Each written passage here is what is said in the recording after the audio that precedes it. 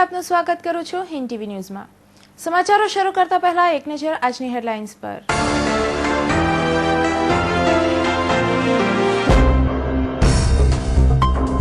હીરાના વ્યવસાયમાં ફરીવાર વિશ્વાસ થયો ચકનાચૂર। 30 લાખનો હીરો લઈ હીરા દલાલ થયો પલાયન।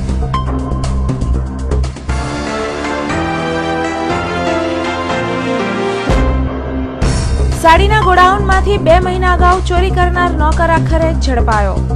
નોકરે સાડી સહિત 50,000ના મુદ્દામાલની કરી હતી ચોરી।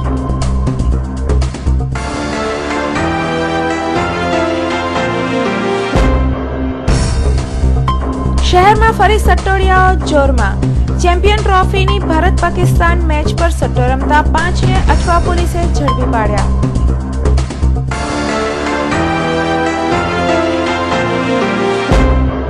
ગરીબોના રાશન ગેસ સિલિન્ડર પર કાળાબજારીઓનો દબદબો। ગેસ સિલિન્ડરનું કાળા બજાર। ભાગા તળાવમાંથી 16 સિલિન્ડર જપ્ત। પુરવઠા વિભાગે કરી કાર્યવાહી।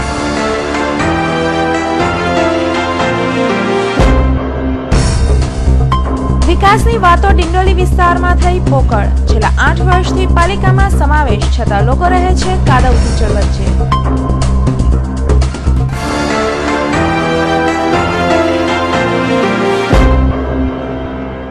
3300 કરોડના વિકાસની વાતો કરતી સુરત મહાનગરપાલિકા અને પાલિકાના ભાજપ શાસકો શહેરના છેવાડાના વિસ્તારોમાં એકવાર લટાર મારવા નીકળે તો વિકાસની તમામ બાબતોની હવા નીકળી જાય તેવું લાગી રહ્યું છે।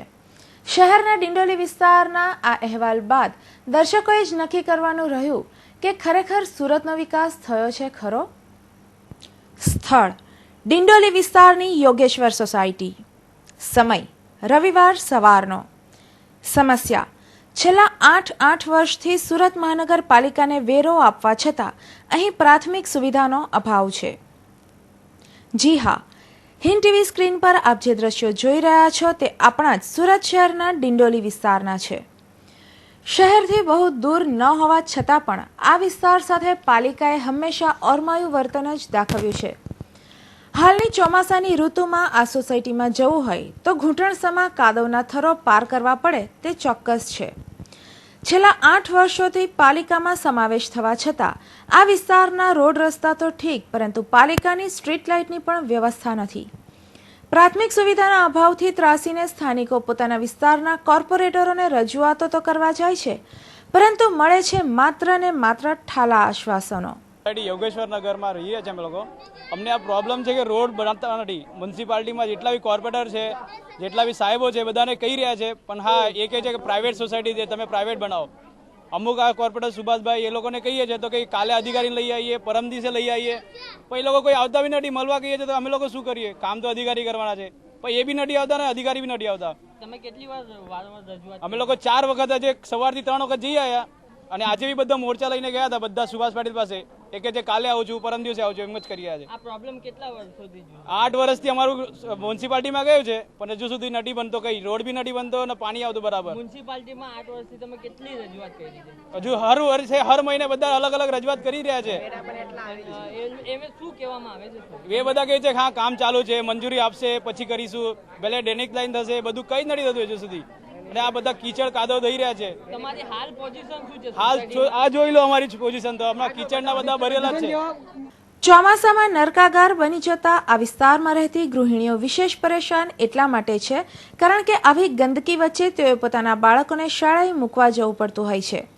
વળી ઘરમાં વપરાતા રાંધણ ગેસ ખૂટી જાય તો રાંધણ ગેસની ડિલિવરી કરવા આવતા ડિલિવરી મેન પણ આ કાદવમાં આવવા તૈયાર નથી હોતા।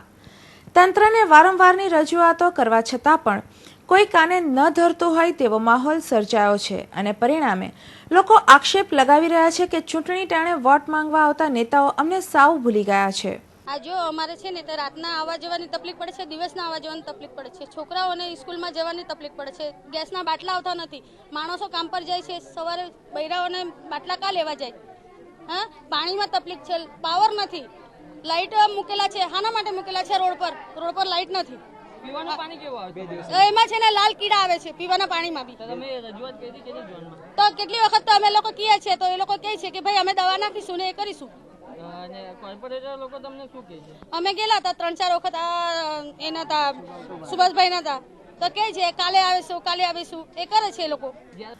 સુરત મહાનગરપાલિકાના વોર્ડ નંબર 37 ડિંડોલી તરીકે ગણાતા આ વિસ્તારમાં 3 નગરસેવકો પાલિકામાં પ્રભુત્વ કરે છે. આ 3 પૈકી એક એવા દયાશંકર સિંહ તો છેલ્લા 2.5 વર્ષથી શાસક પક્ષના નેતા તરીકે બિરાજતા આવ્યા છે. આમ છતાં અહીંના લોકોની બદતર જિંદગી બદલ તેઓ માત્ર ને માત્ર દોષનો ટોપલો રેલવે તંત્ર પર ઢોળવા ઉપરાંત ટૂંક સમયમાં કામગીરી થઈ જશે તેવી હૈયા ધરપત સિવાય બીજું કંઈ આપી શકતા નથી. નગરપાલિકા એમાં આ વિસ્તાર પણ 2.5 વર્ષથી હું આ વિસ્તારનો કોર્પોરેટર છું અને આ વિસ્તારમાં જે યોગેશ્વર નગર છે, અમીધરા છે, જગદંબા છે અને મોદી સ્ટ્રીટ 3 છે, આ બધી સોસાયટીઓમાં 63 અમે મંજૂર કરી દીધા છે અને જે નેટવર્ક છે, ડ્રેનેજનો, પાણીનો, એનો પણ કામ અત્યારે હાલ ચાલુ છે. ટૂંક સમયમાં આ લોકોને જેટલા કામો મંજૂર છે, દિવાળી પછી બધા રોડ, રસ્તા, ગટર, પાણીની બધી સુવિધા આ લોકોને મળી જશે. પણ જો હમણાં મોન્સૂનનું એ વાતાવરણ ચાલી રહ્યું છે પણ આ લોકોને રસ્તો જવાનો બી નથી, એ ઉપર ઉપરથી ચડીને જાય છે, તો એના પહેલા બી કંઈ થઈ શકે એવું છે?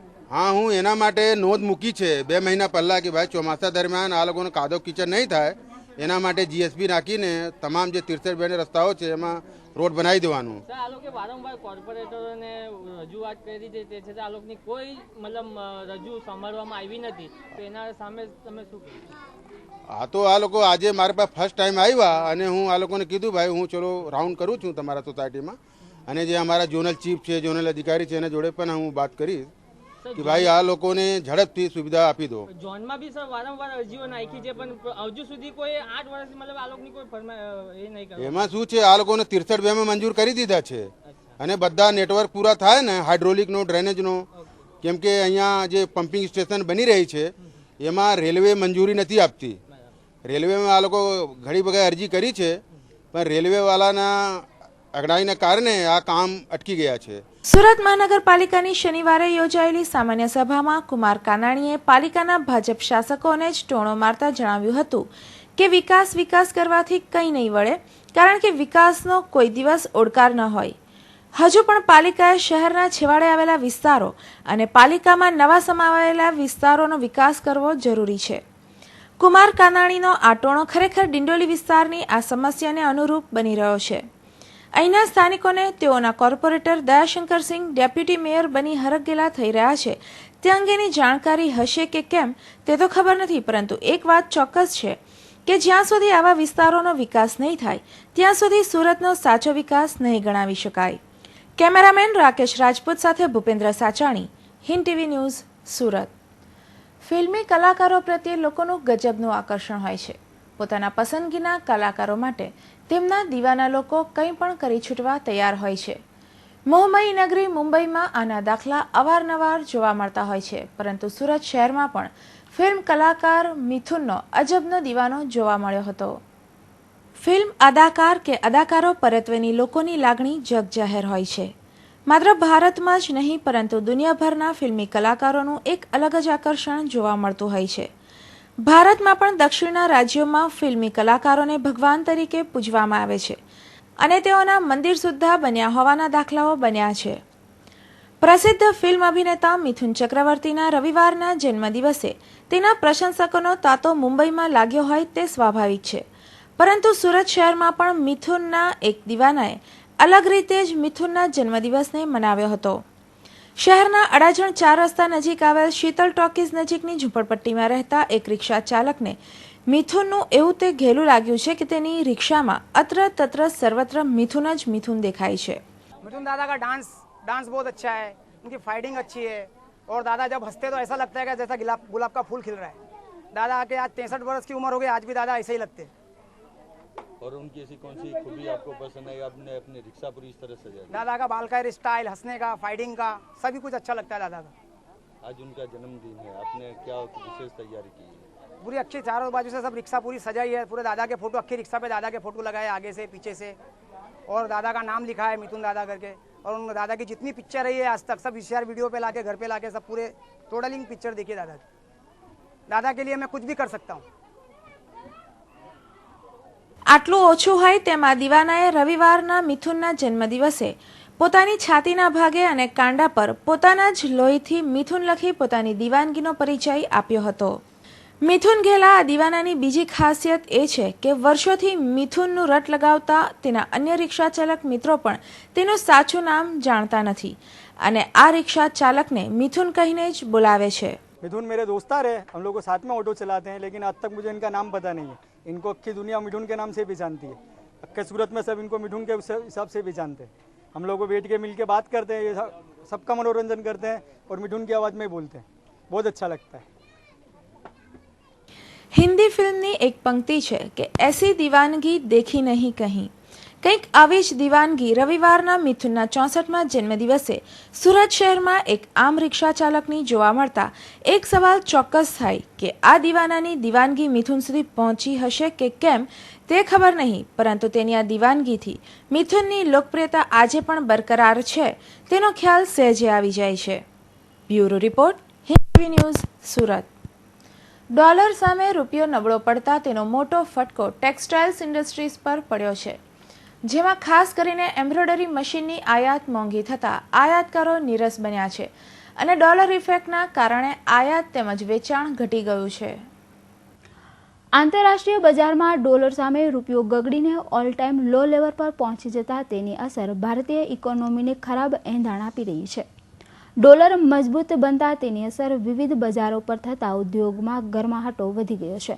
ત્યારે ડોલરના વધતા મૂલ્યે ટેક્સટાઇલ અને ડાયમંડ ઇન્ડસ્ટ્રી પર તો અવળી અસર કરી છે, જેની અસર શહેરની ટેક્સટાઇલ અને ડાયમંડ ઇન્ડસ્ટ્રી પર પણ જોવા મળી રહી છે, જેમાં ખાસ કરીને ડોલરના મૂલ્યમાં નોંધપાત્ર વધારો થઈ જતા આયાતના વ્યવહારો ખોરવાઈ ગયા છે, જેની ટેક્સટાઇલ ઇન્ડસ્ટ્રી પર પણ મોટી અસર થઈ રહી છે. ડોલર ઇફેક્ટના કારણે વિદેશથી આયાત થતી ટેક્સટાઇલ મશીનરીની આયાત મોંઘી પડી રહી છે. અગાઉના બુકિંગ હોવા છતાં ડોલરમાં પેમેન્ટ કરવાની સ્થિતિએ વધારે મૂડી ખર્ચ કરવી પડી રહી છે, જેના લીધે વેપારીઓએ એમ્બ્રોઇડરી મશીનરીની આયાત પર બ્રેક લગાવી દીધી છે. ડોલર ઇફેક્ટના કારણે ઇમ્પોર્ટ સાથે સંકળાયેલા વેપારીઓને મોટી માર પડી રહી છે, તેવું ઇમ્પોર્ટના વેપારી સંદીપભાઈ કોઠારીએ જણાવ્યું હતું. હવે ડોલર વધી જાય છે તો એકચ્યુઅલમાં જો અમને તો બેવડી માર પડે છે. અહીંયા અમે વધારે પડતું ચાઇનાથી ને આ બધી જગ્યાથી ઇમ્પોર્ટ કરીએ છીએ, તો ડોલર વધી ગયો તો જે વસ્તુ રૂપિયા વધારે આપવા પડે. સમજો આજે કોઈ બી વસ્તુ જ્યાં ડોલરની છે પહેલાં 55,000 આપવા પડતા હતા, હવે 58,000 આપવા પડે. એની સામે જે કન્ટ્રી જે એક્સપોર્ટ કરતી હતી ત્યાં ડોલરનું ડિવેલ્યુએશન થયું છે, તો એ લોકોએ બી ભાવ વધારી દે. જે વસ્તુ $100 મળતી હોય આજે $101 મળવા માંડી. તો ઓવરઓલ ઇમ્પોર્ટર માટે એટ પ્રેઝન્ટ સિનેરિયોથી બહુ ખરાબ સિચ્યુએશન કહેવાય. એમ્બ્રોઇડરી મશીનનો બિઝનેસ તેજીમાં હતો, પરંતુ ડોલર સામે રૂપિયો ગગડતા ટેક્સટાઇલ મશીનરી પર મોટી અસર થઈ છે. ડોલર ઇફેક્ટના કારણે ટેક્સટાઇલ મશીનરી અને તેના પાર્ટ્સની કિંમતો વધતા માર્કેટ 50% ડાઉન થઈ ગયું છે, જેની મોટી અસર ટેક્સટાઇલ ઇન્ડસ્ટ્રી પર જોવા મળી રહી છે. એ સારો પીરિયડ પાછો મતલબ વર્ષ સુધી જે એમ્બ્રોઇડરીનું બિઝનેસ બહુ ખરાબ હતું એ જે ડાઉન થઈ 4-6 મહિનામાં જાન્યુઆરીથી સમજો એપ્રિલ મે સુધી જે સારું હતું એ પાછું થોડુંક ડાઉન થઈ ગયું છે. તો એનાથી એમ્બ્રોઇડરીમાં ખાસી અસર પડી છે કે ઇમ્પોર્ટને આ ડોલરનું જે આપણે મશીનની વેલ્યુ બહુ વધી ગઈ, એના લીધે આપણે ઇમ્પોર્ટ ઓછું થઈ ગયું અને લોકોની ડિમાન્ડ ઓછી થઈ ગઈ છે. વાત કરીએ તો અંદાજે કેટલું નુકસાન થઈ શકે છે અત્યારે તમને? અત્યારે અંદાજે જોવા જઈએ તો 50% માર્કેટનું ડાઉન થઈ ગયું. જેમ બુકિંગ જે બી હોય એ at present comparing to last 3 months આપણે 3 મહિનાને પાછળને જોઈએ તો 50% જેવું આવી જાય છે. ડોલર સામે રૂપિયો નબળો પડતા આ સ્થિતિ આયાતી ટેક્સટાઇલ મશીનરી તથા અન્ય મશીનરી ઇન્સ્ટોલેશનમાં પણ જોવા મળી રહી છે. ત્યારે મશીનરીની કિંમત વધતા નીરસ બનેલા આયાતકારોએ થોભો અને રાહ જોવાની નીતિ અપનાવી છે. જોકે આ સ્થિતિ લાંબો સમય નહીં રહે અને ફરી ડોલર સામે રૂપિયાનું લેવલ સ્થિર બનતા જ ચોક્કસ માર્કેટમાં સુધારો આવશે તેવું આયાતકારો જણાવી રહ્યા છે. કેમેરામેન હિરેન નિમાવ સાથે મનીષા આહિર, હિન્દ ટીવી ન્યૂઝ, સુરત. સુરત જિલ્લાના ખોબા જેવડા કીમ ગામના જાહેર રસ્તાઓ પર તમને દયનીય તથા લગર વગર હાલતમાં રખડતા કેટલાક અસ્થિર મગજના લોકો દેખાશે. આ માનવીઓને ઉપચાર તથા સંવેદના દ્વારા સારવાર આપવાની જરૂર છે, નહીં કે તિરસ્કારની. અમારી ટીમે આવા લોકોના તાગ મેળવી જાણવાનો પ્રયાસ કર્યો તો અમે પણ ચોંકી ગયા. જુઓ હિન્દ ટીવી ન્યૂઝનો આ એક્સક્લુઝિવ અહેવાલ. ગુમનામ જિંદગી. रहने को घर नहीं, सोने को बिस्तर नहीं, रहने को घर नहीं, सोने को बिस्तर नहीं, अपना खुदा है रखवाला, अब तक उसी ने है पाला, रहने को घर नहीं, सोने को बिस्तर नहीं, रहने को घर नहीं, सोने को बिस्तर नहीं, अपना खुदा है रखवाला, अब तक उसी ने है पाला.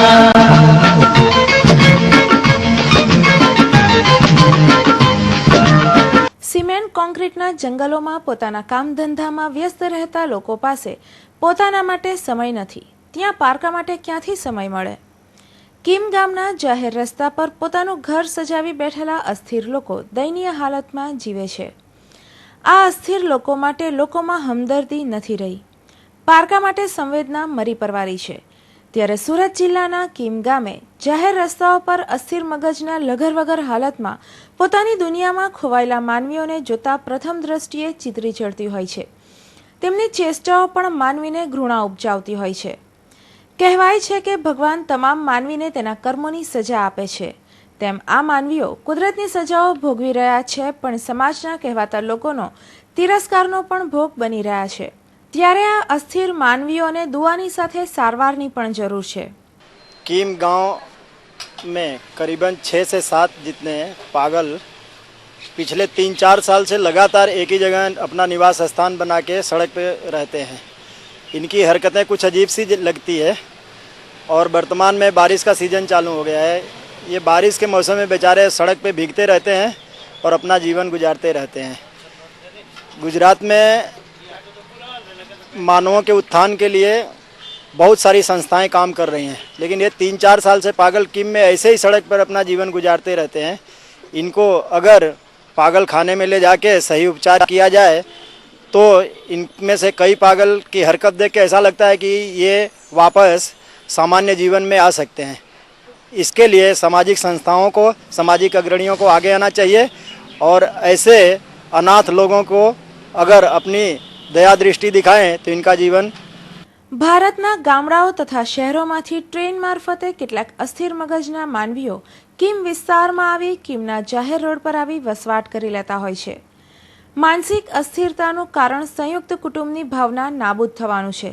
ત્યારે સમાજથી તરછોડાયેલો હોય, સંપત્તિથી દુઃખી થયેલો હોય કે પછી પ્રેમ વિહોણો થયેલો હોય ત્યારે માનવી લાંબા સમય ડિપ્રેશનની અવસ્થામાં રહેતા ગાંડપણમાં પરિણમે છે.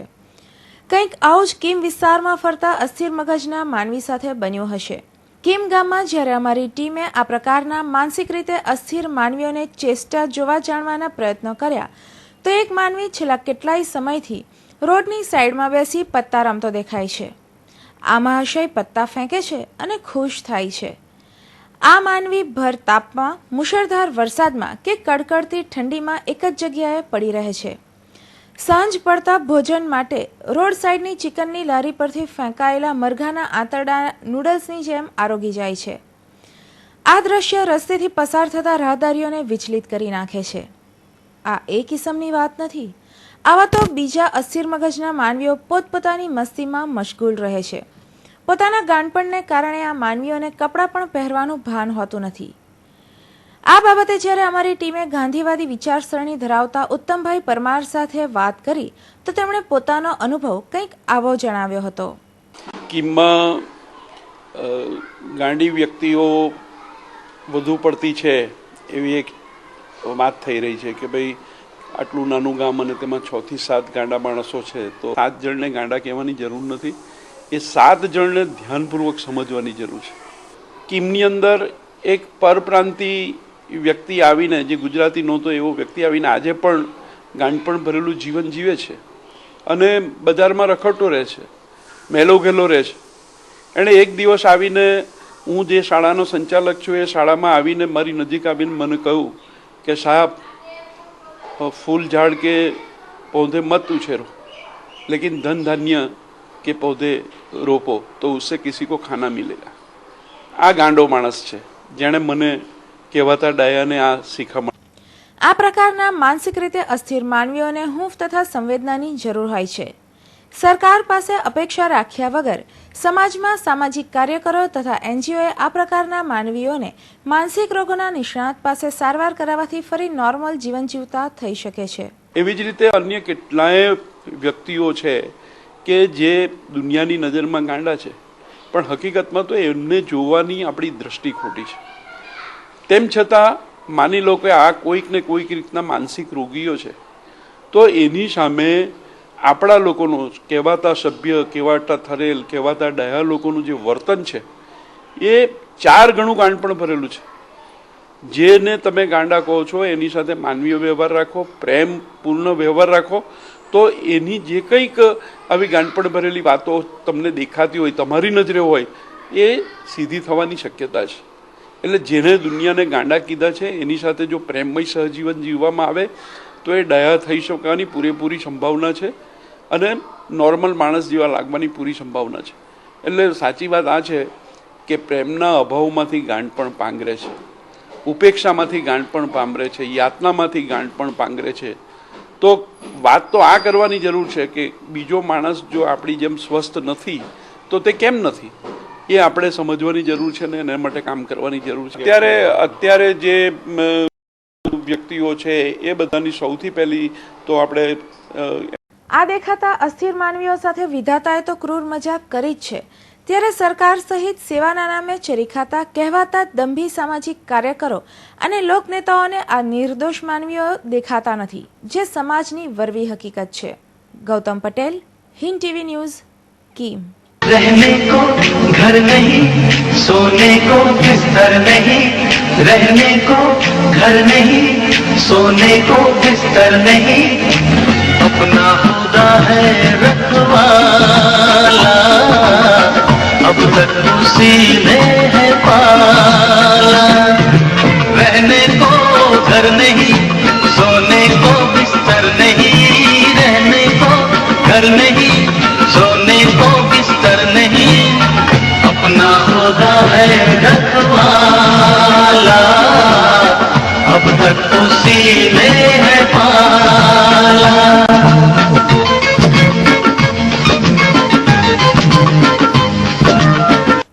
શનિવારે ચોરેલી બાઇક સાથે ફરતા એક શખ્સને અડાજણ પોલીસે ઝડપી પાડ્યો હતો. તેની પાસેથી 14,000 કિંમતની બાઇક કબજે લઈ પોલીસે આગળની કાર્યવાહી હાથ ધરી છે.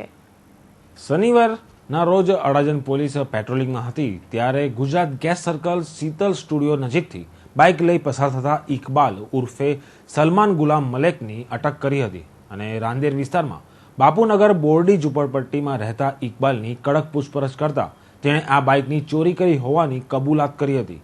આથી અડાજણ પોલીસે ઇકબાલને જેલમાં ધકેલી તેની પાસેથી GJ5BJ16 નંબરની 14,000ની કિંમતની બાઇક કબજે લઈને પોલીસે આગળની કાર્યવાહી હાથ ધરી હતી.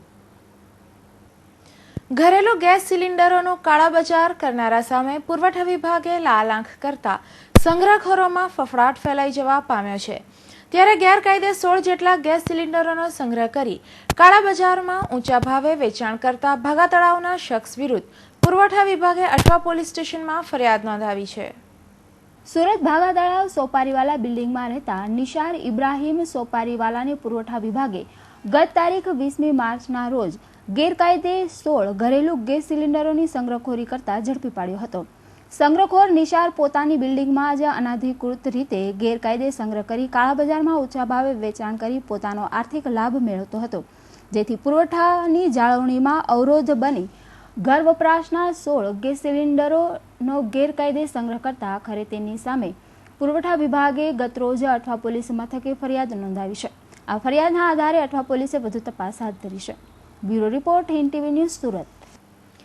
ક્યારે કોને કઈ બાબતે શું ખોટું લાગી જાય અને કોઈની હત્યા કરી નાખે તે સમજવું મુશ્કેલ છે. 2 સપ્તાહ પૂર્વે અલથાણ ટેનામેન્ટ પાસે ક્રિકેટ રમવાની નજીવી બાબતે 4 યુવકોએ એક યુવાનને પતાવી નાખ્યો હતો. એ ઘટનાની શાહી હજી સુકાઈ નથી ત્યાં નવસારી બજાર વિસ્તારમાં નજીવી બાબતે થયેલા ઝઘડાની અદાવતમાં 2 મિત્રોએ મળી એક યુવાનની તીક્ષ્ણ હથિયારના ઘા ઝીંકી કરપીણ હત્યા કરનાર શખ્સને અઠવા પોલીસે ઝડપી પાડી જેલ ભેગો કર્યો હતો. ગંભીર રીતે ઘવાયેલી હાલતમાં સ્ટ્રેચર પર દેખાતા આ યુવક પર 2 જણાએ ચપ્પુ વડે હુમલો કર્યો હતો. તે દરમિયાન ઝઘડો છોડાવવા વચ્ચે પડેલા નિર્દોષ મિત્રને જીવ ગુમાવવાનો વારો આવ્યો હતો.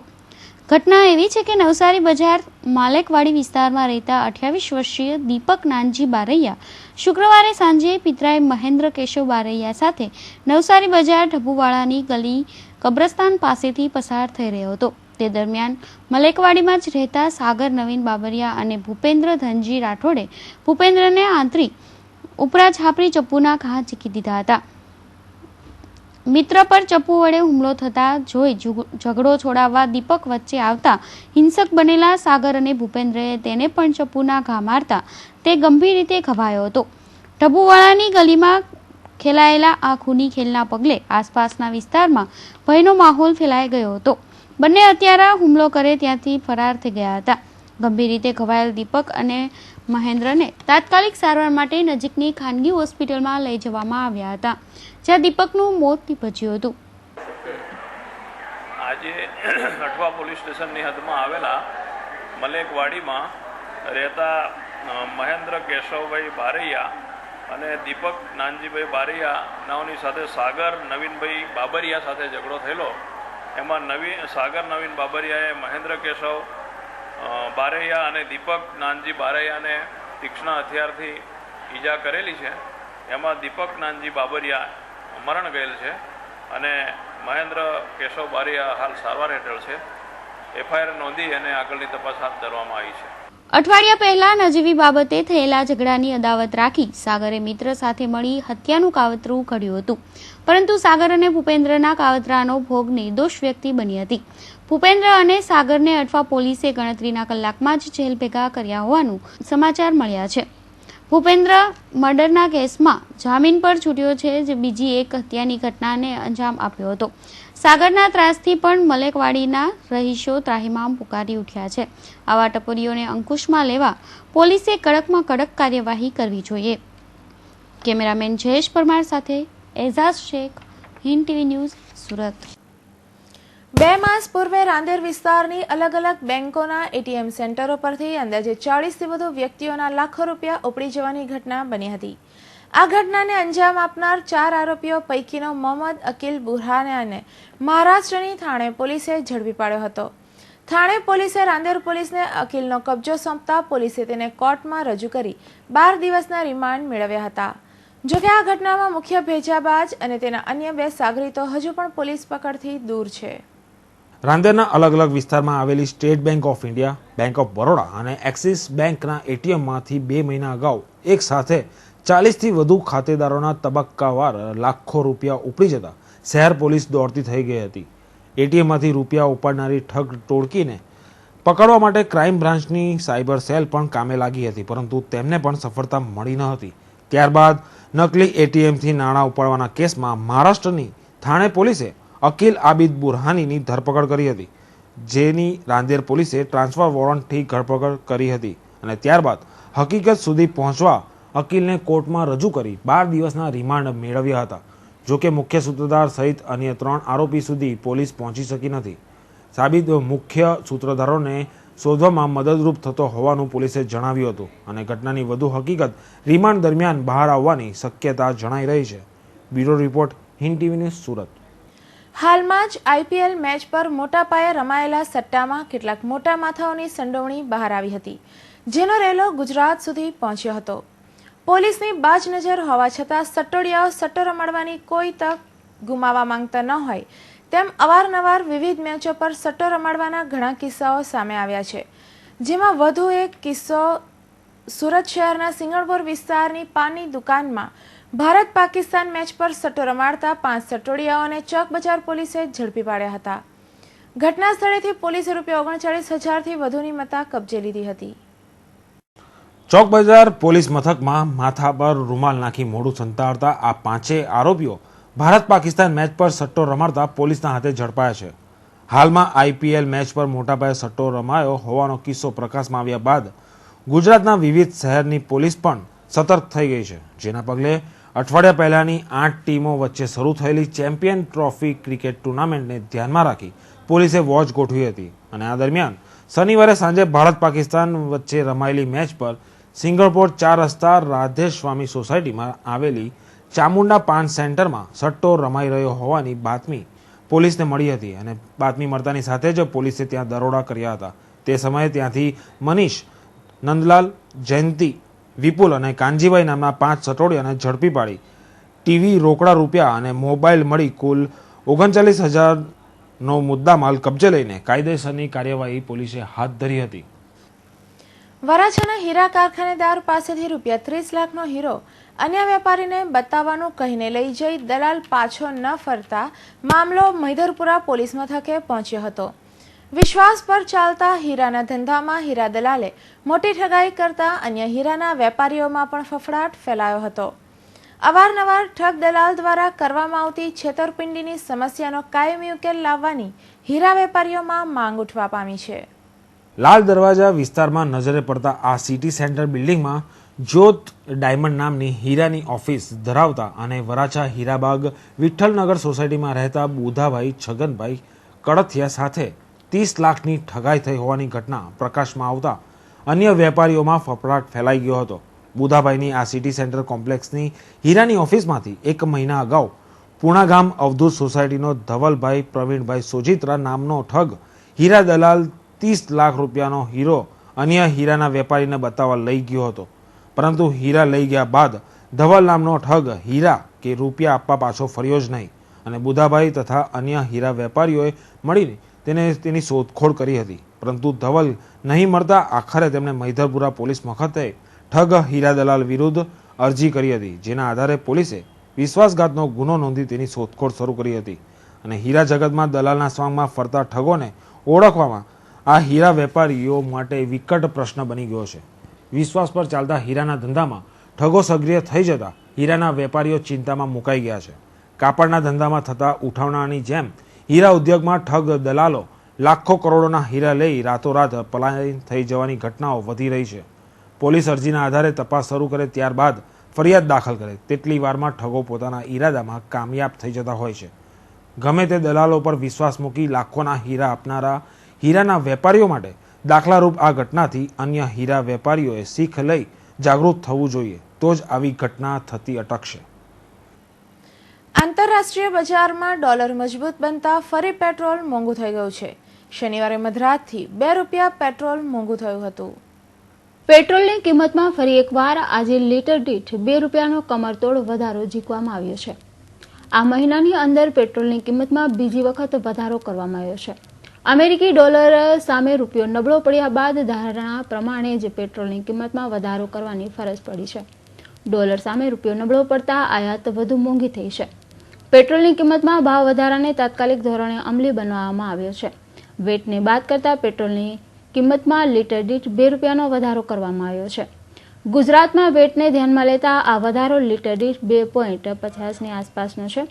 અમદાવાદમાં પેટ્રોલનો ભાવ વધીને હવે લીટર દીઠ 69.75 થઈ ગયો છે, જે અગાઉ 67.25 હતો. આવી જ રીતે વેટ અને વાસ્તવિક સેલ્સ ટેક્સને ધ્યાનમાં લેવામાં આવે તો જુદા જુદા રાજ્યોના મોટા શહેરોમાં ભાવ જુદો જુદો થાય છે.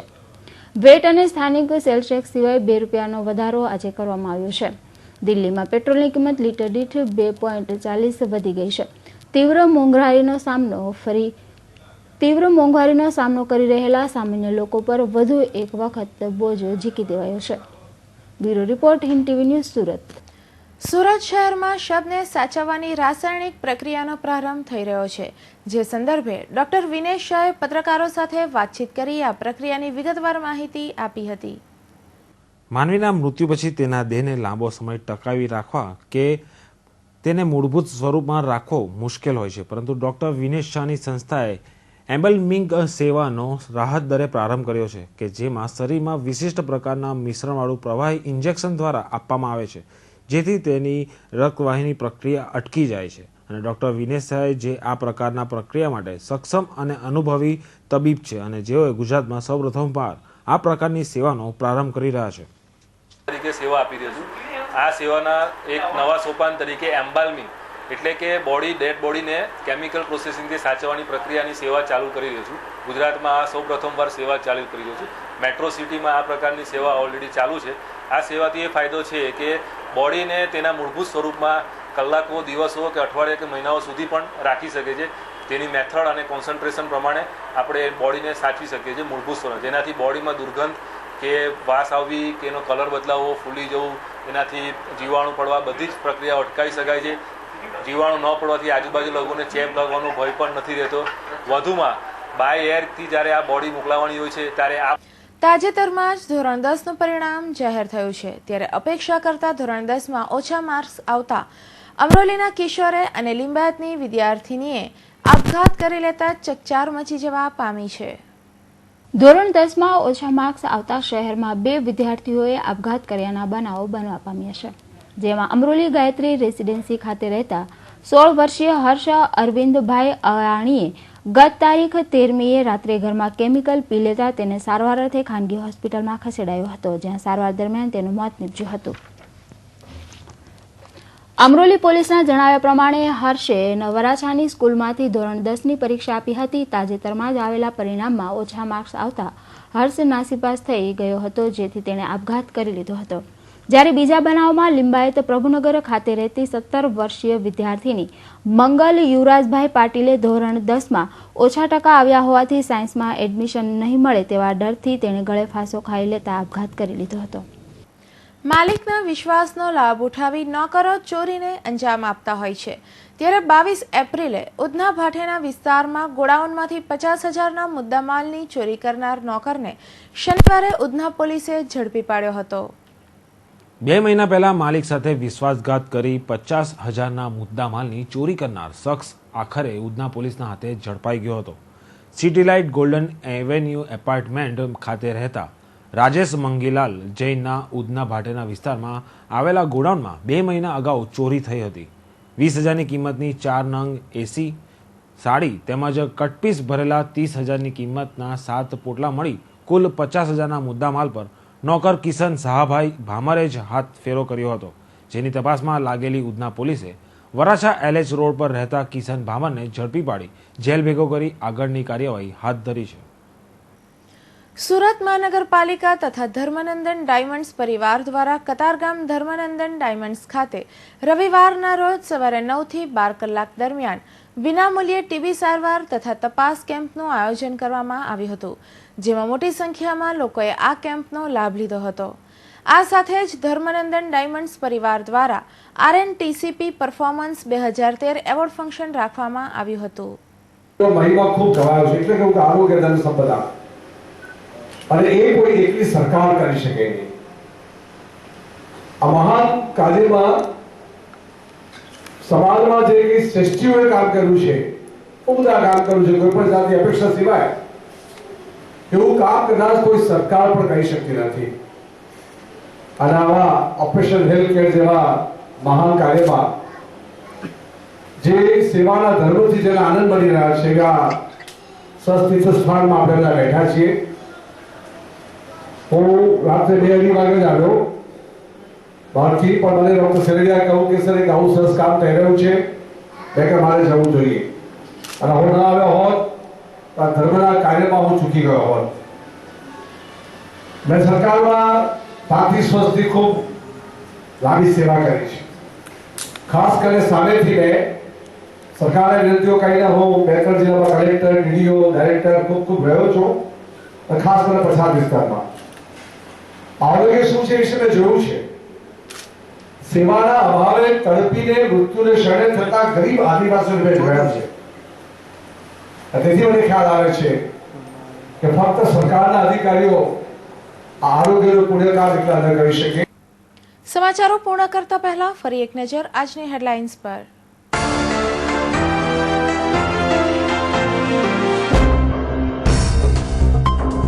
હીરાના વ્યવસાયમાં ફરીવાર વિશ્વાસ થયો ચકનાચૂર. 30 લાખનો હીરો લઈ હીરા દલાલ થયો પલાયન.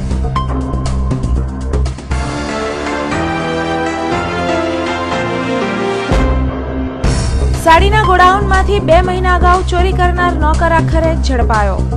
નોકરે સાડી સહિત 50,000ના મુદ્દામાલની કરી હતી ચોરી.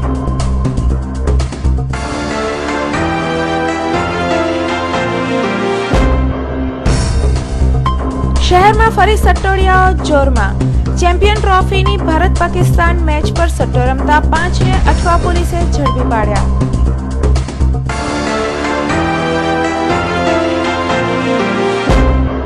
ગરીબોના રાશન ગેસ સિલિન્ડર પર કાળાબજારીઓનો દબદબો. ગેસ સિલિન્ડરનું કાળા બજાર. ભાગા તળાવમાંથી 16 સિલિન્ડર જપ્ત. પુરવઠા વિભાગે કરી કાર્યવાહી.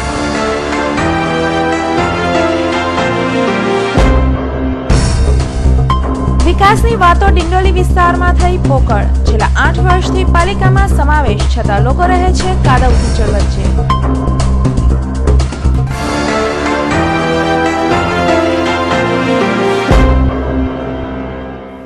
તો આ હતા ત્યાર સુધીના સમાચારો. વધુ સમાચારો માટે જોતા રહો હિન્દ ટીવી ન્યૂઝ. નમસ્કાર.